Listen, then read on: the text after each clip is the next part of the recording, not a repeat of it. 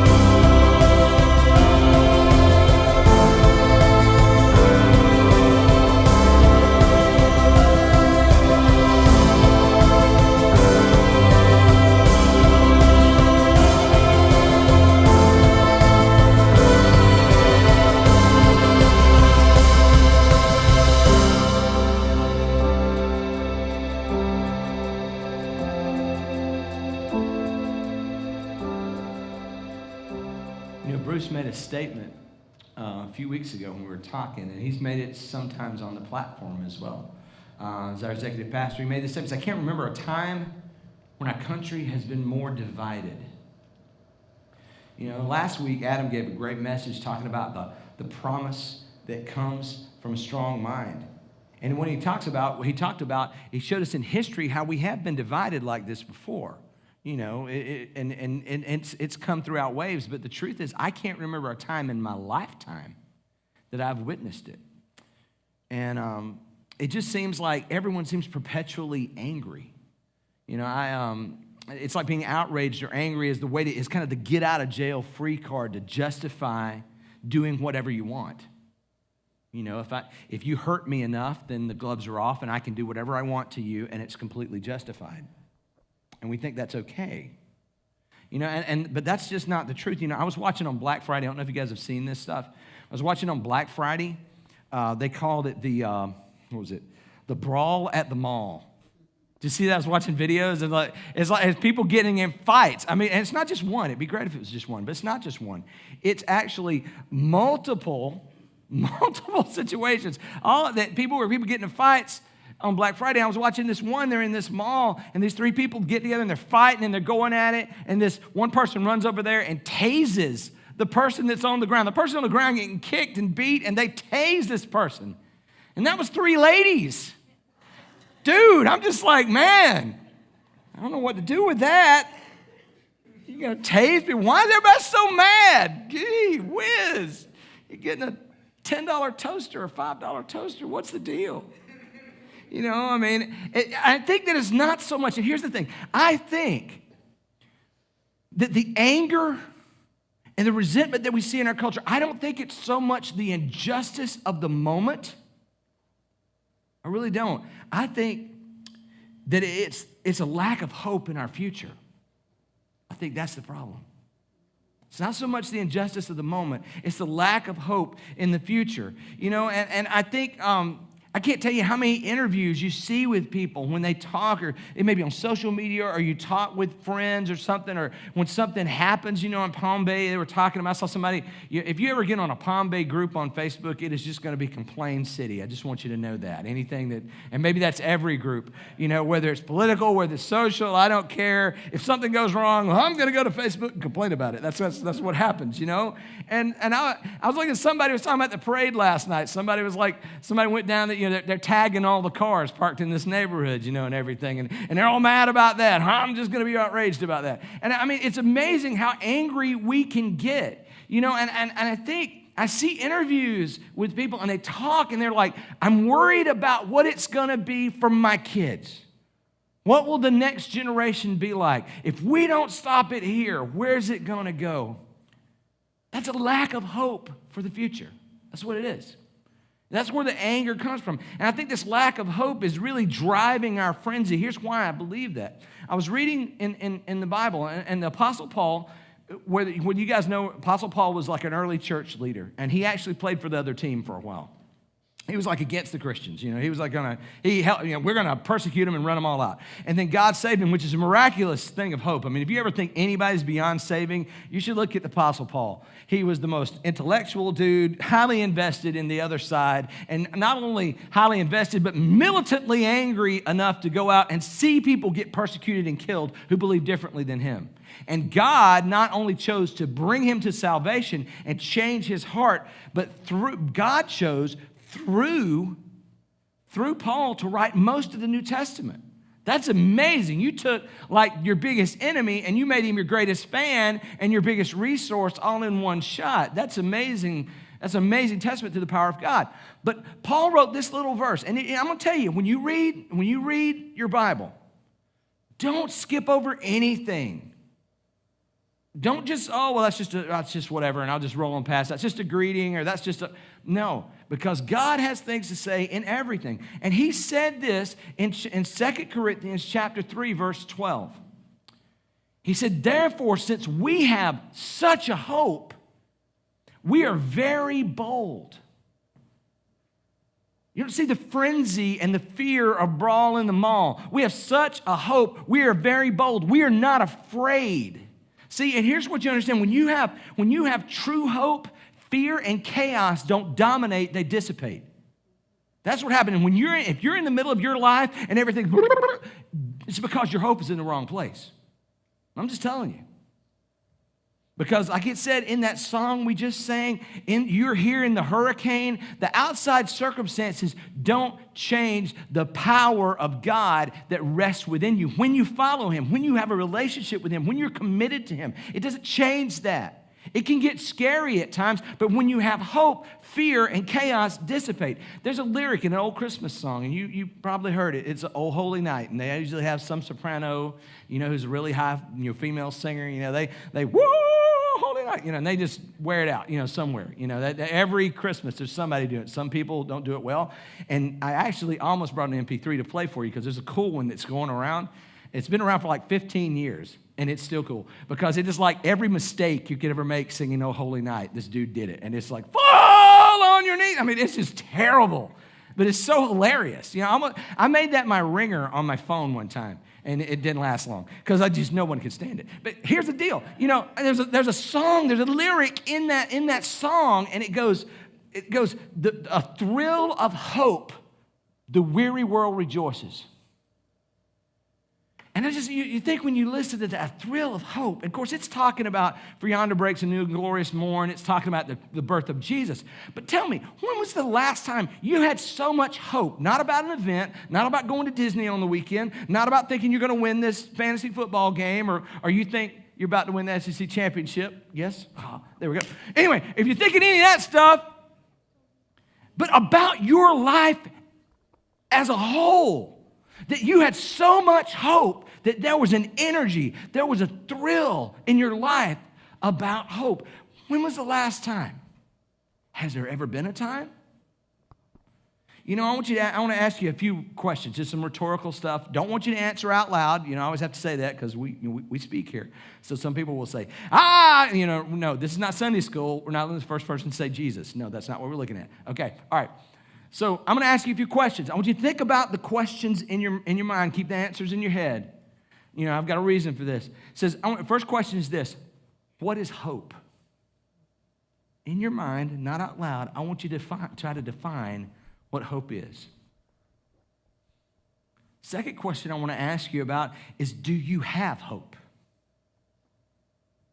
What you just defined, do you have it? And the next thing I want to ask you is, how do you know? So what is hope? Do you have hope? And how do you know you have hope? And you got your answers in your head? Well, I want you to see if your answers sound anything like these people.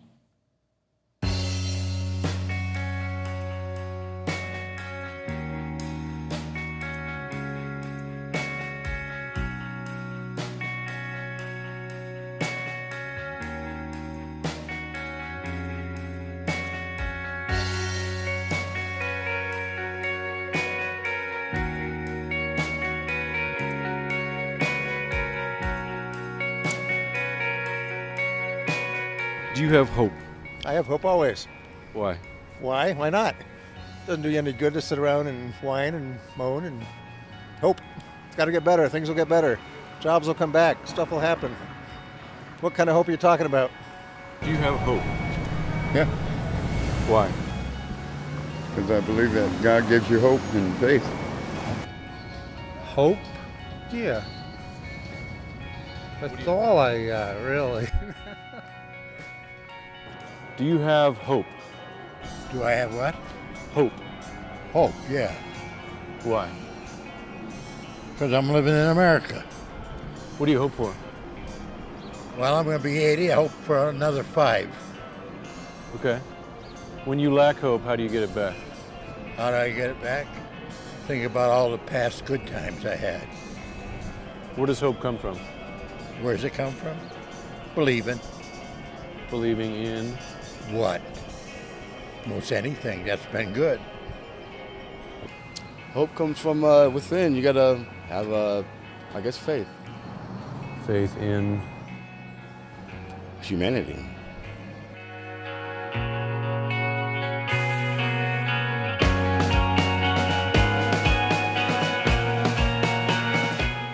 There's a commonality in a lot of things that they're saying. It always seems to like I hope, I wish this will be this way, I believe it's going to be so. Did any of those answers mesh with some of the things that you thought in your head? What if I told you that most everything you heard, really, was off? That's not really hope. Now, I'm going to be honest with you. You look in the Bible and you try to figure out what hope is. It's a little bit difficult because it's not difficult to figure out the Bible. Okay, you know what I'm saying? But what I'm saying is, you look in this vein. You look in Hebrew, like in the Hebrew language, what the Old Testament was written in, and there's like 15 words that they translate hope in the English language, and they all have a little bit of a nuance. It's a little bit different. They mean a little bit different here and there. You know, sometimes it can be difficult to figure out. We use the word hope in a variety of ways. It's kind of a catch-all that we throw down on things. Sometimes it's a wish. Sometimes it's something that, you know, we have confidence or feeling that's going to happen. But, you know, so it's important to distinguish with what kind of hope. What are we talking about when we say hope? And I'm going to find it as we go, but I want to curve it, and I'm going to kind of fence it in just a little bit right here.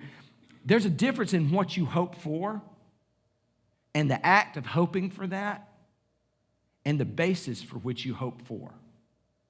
There's a difference in all of that. Those aren't all the same. And a lot of times we throw hope out, and hope can mean, well, what I'm going to hope for. It can mean the reason that I hope. It can be as I'm doing, how I accomplish hoping, how I look when I'm hoping. You know, but what I'm going to talk about today is the basis of your hope and what hope actually is. And if you don't get this, you're going to have a hard time with hope in your life. You know, the first thing I want to let you know is that hope is not a wish. Hope is not a wish. I'm going to tell you, when I was a kid, I hoped that I would grow to be 6'6" and play basketball for the 76ers in Philadelphia. And as you can see, that didn't happen. I hoped really hard for that. You know, I remember thinking back, I wished every day I went out and played ball. If you can do the math about when I was growing up, man, Dr. J was my favorite player. He was Julius Erving, played for the 76ers, amazing guy, you know, often duplicated, he was the originator of a lot of dunks and moves and stuff like that, and everybody trying to spin off of him, you know, in the modern game.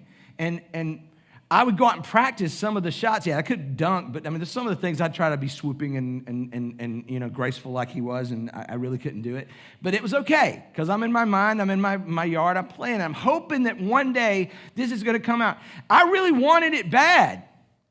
I would sit there, I remember, all right, I'm just being transparent here. I would sit there, and there were times in my room I would go, come on, grow taller. God, you know, I would try that. Just so you know, that doesn't work.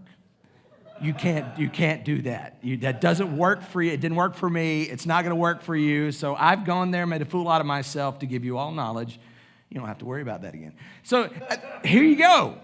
But see, the truth is, I know that we're just an hour from Disney, but the truth is dreams, wishes don't just come true. okay? I can wish for something all I want.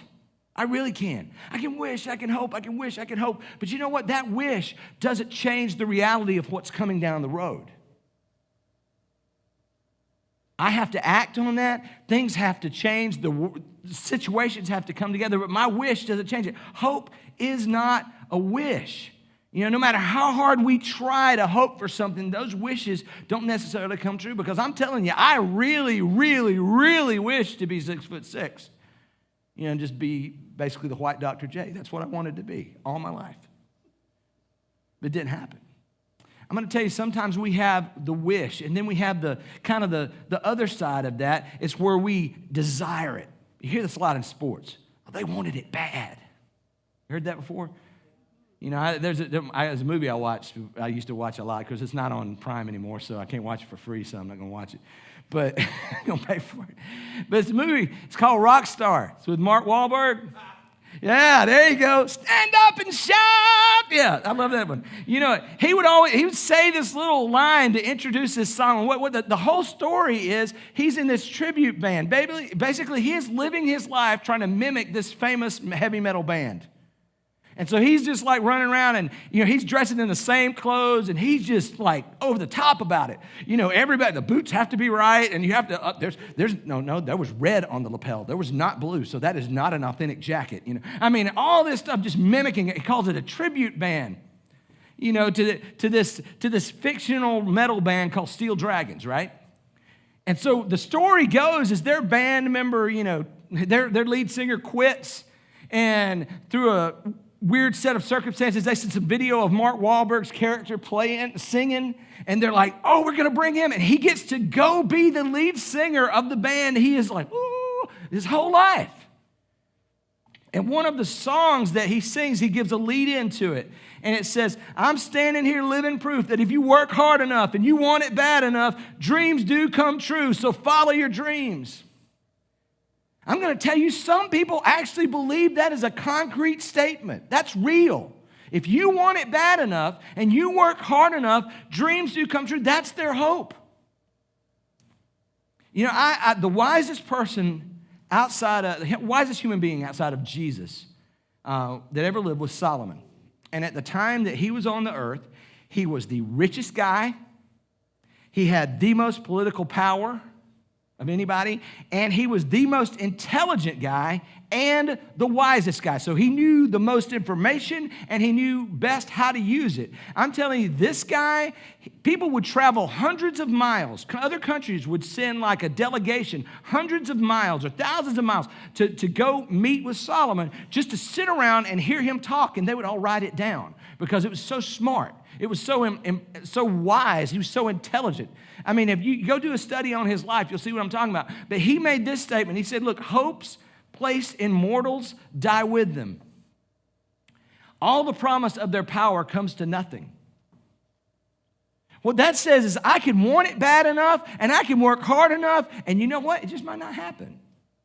Because my power doesn't have the power to just overcome everything. I'm not omnipotent. You aren't either. I'm sorry if you're just finding that out now. I know that's probably a shock to your system, but you're not all powerful, okay? It's all right. It's okay. Nobody is, all right? So, you know, if you need a shoulder to cry on, we'll be here. Look, I can want all I want. I can hope, but hope is not a wish. Hope is not a wish. I'll tell you something, hope is not a feeling. You know, you heard in the video the guy talking about, it's a feeling. I got inside. You know, I just know. In my heart, I have a feeling. You know, I'm going to tell you something, feelings come and go. You know, I can be happy today, and I can feel like I can conquer the world, you know, and tomorrow, you know, it can be completely different.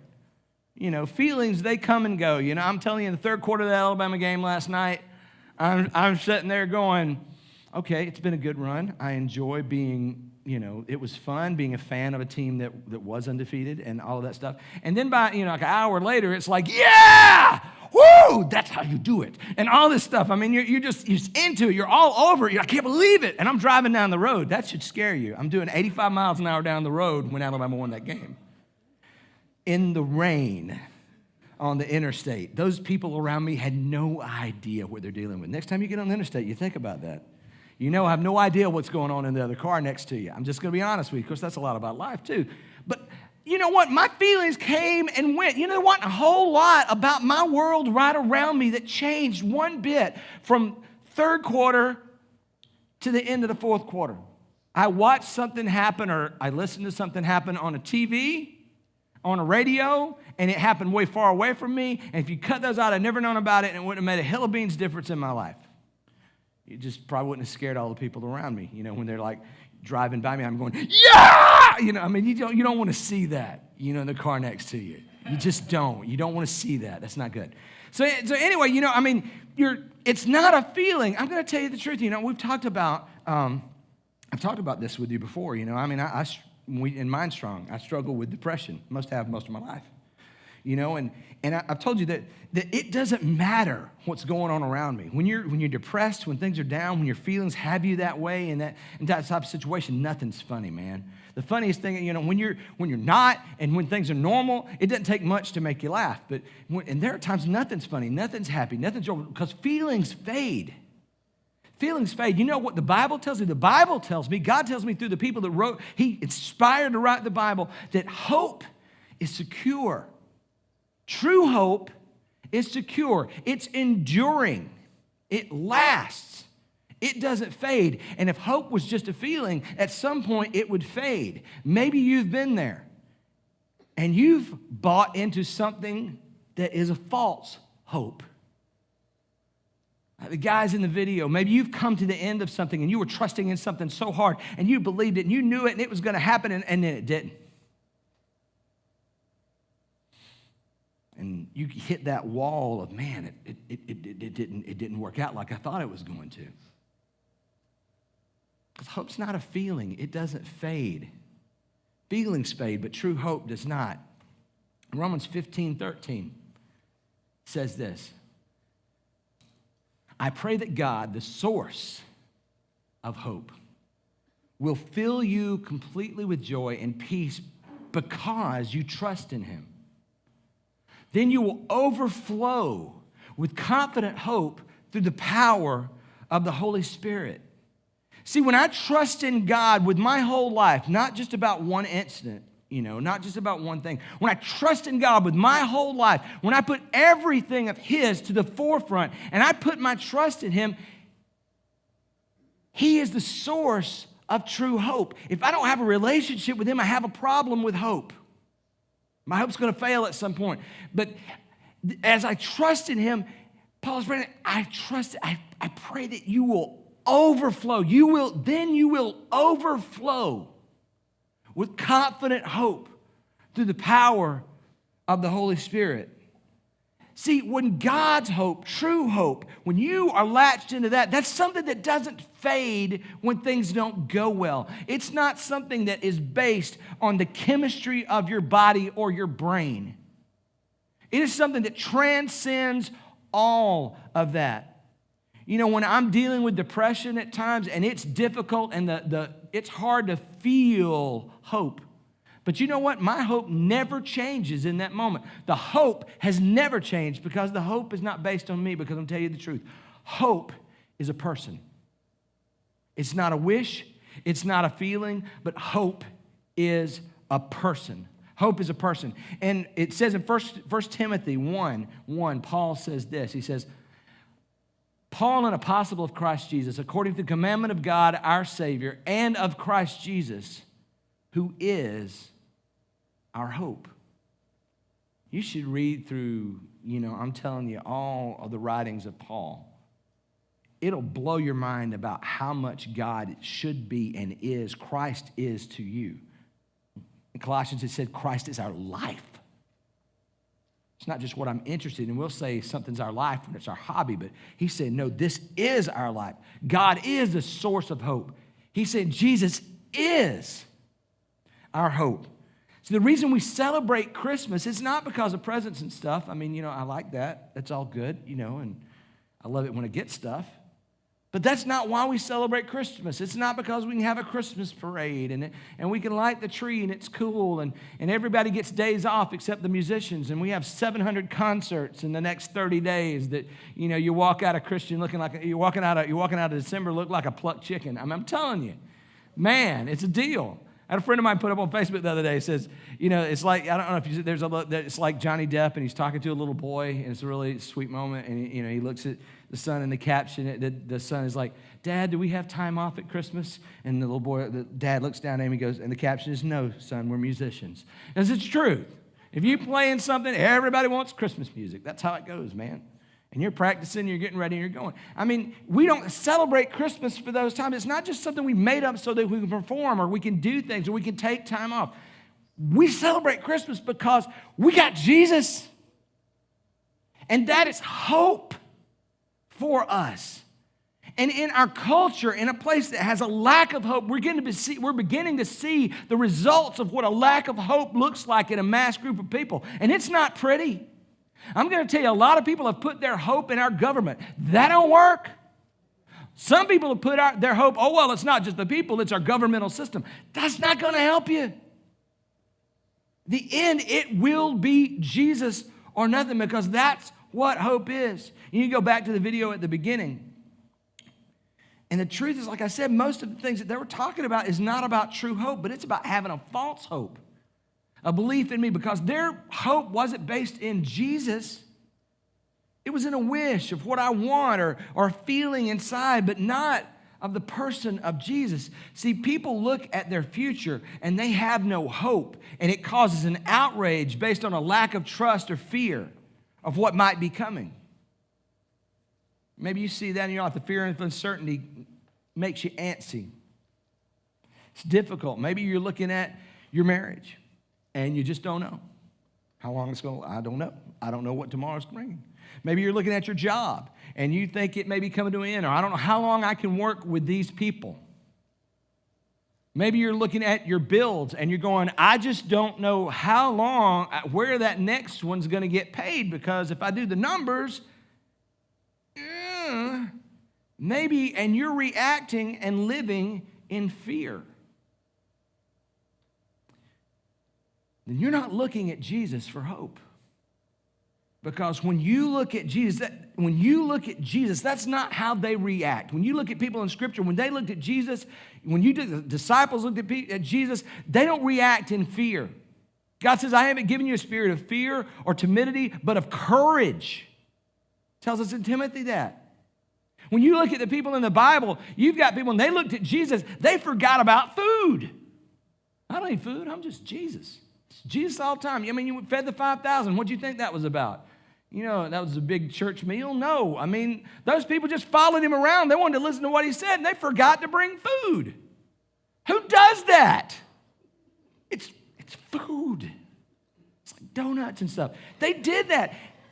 What's up with that? How do you live in a situation where you forget that? When people look at Jesus, they forget about that stuff. And he took care of them. Ta-da! Look at that.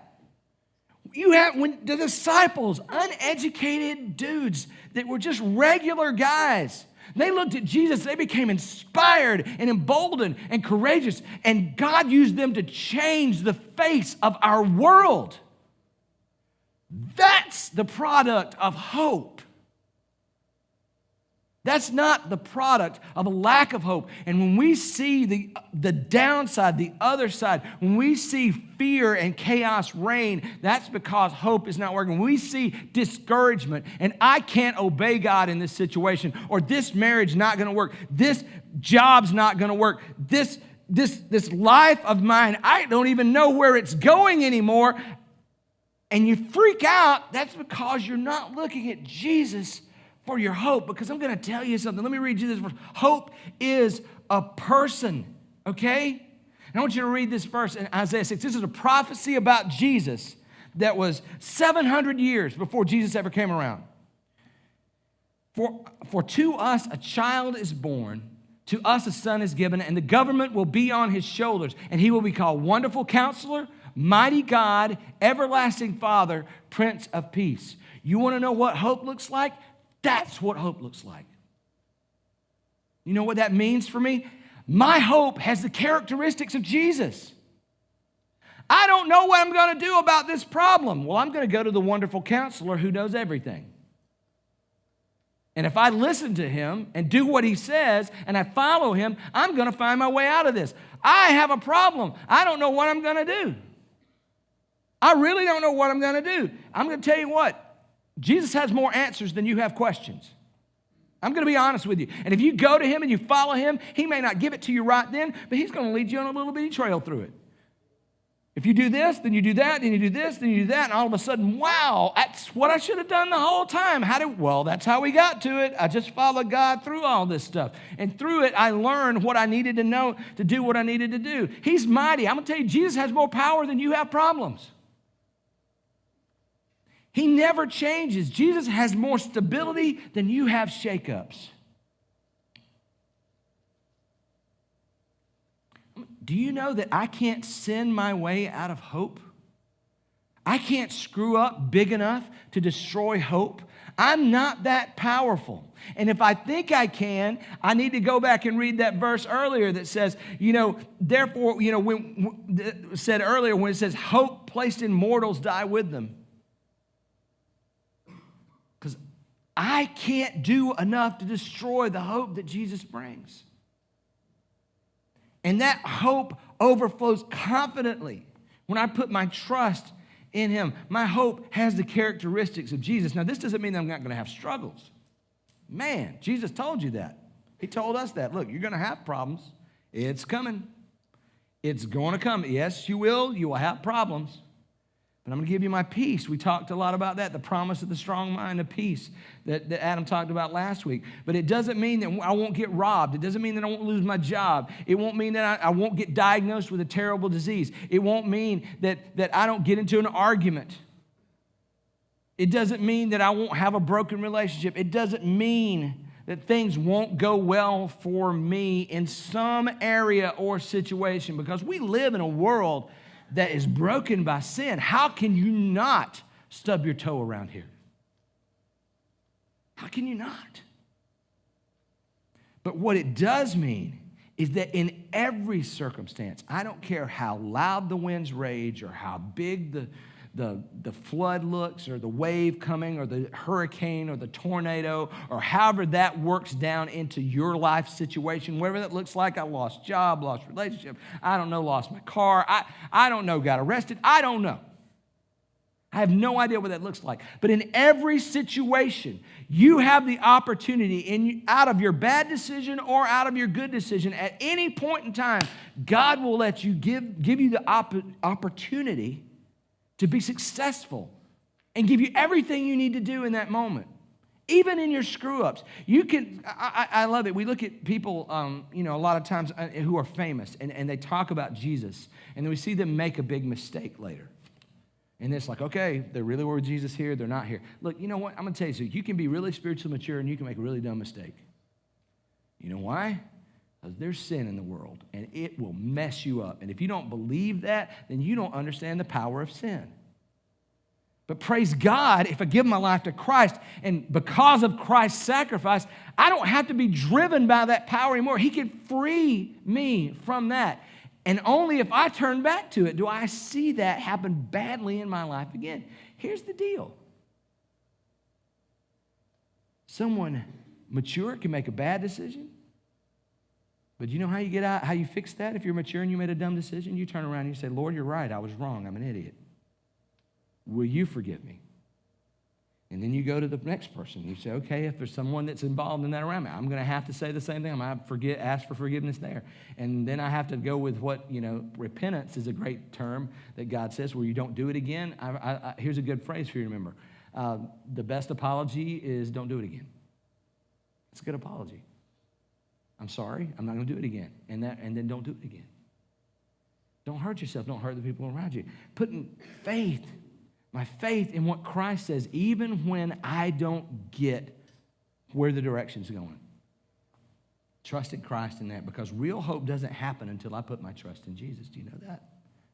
If hope is a person, and the person is Jesus, then hope doesn't happen until I have a relationship or a connection with that person. And that doesn't happen until I put my hope and my faith and my trust and my life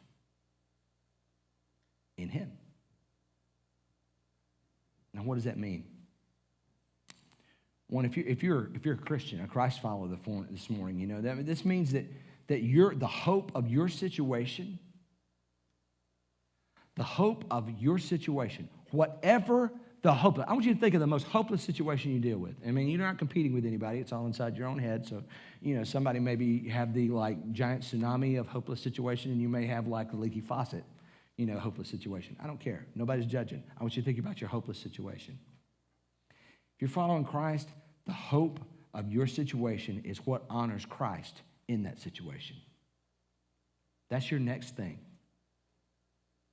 You honor Christ, you do things His way, you make the choices that honor Him, and then He is your hope. You put your hope and faith in Him, and you trust Him with every moment. That singular laser focus, not of how am I going to get out of that debt, but how do I honor Christ with the next thing that I do. And God will lead you to success in Him. And to a place where you glorify His name. And that is available to anyone. I don't care how bad it looks. You can return to Christ at any point in time. Maybe you've screwed up and you have been living in a hopeless tornado. And now you're realizing, oh no, I haven't been honoring God with this at all. No wonder it's a hopeless tornado. Maybe I need to turn around and honor the Lord and start right now. And you look at the hopeless tornado and you go, but the hopeless tornado is too big. And God goes, look, I really don't care about how big the tornado is. I'm bigger than all that stuff. I just want you to turn around. I want you to realize where you're at. I want you to repent of your sin and start anew with me and just listen to me and do it my way, and I'll take care of the tornado. You don't have to take care of that. What a great plan.